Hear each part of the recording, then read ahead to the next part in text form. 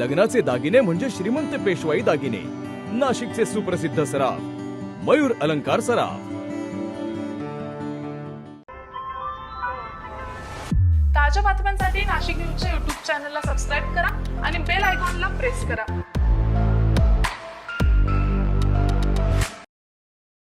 नाशिकच्या मुंबई नाका परिसरामध्ये एसटी महामंडळाच्या बसचा अपघात झाल्याची घटना समोर आलेली आहे। अहिल्यानगर आगाराची नेवासा नाशिक ही बस मुंबई नाका येथील सर्कलवर जाऊन आदळली।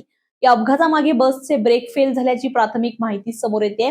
मुंबई नाका हा नाशिक मधील अत्यंत वर्दळीचा परिसर मानला जातो। या सर्कलवर अचानक नियंत्रण सुटलेल्या एसटी बसनं धडक दिल्यामुळे क्षणभर परिसरामध्ये एकच खळबळ उडाली आहे।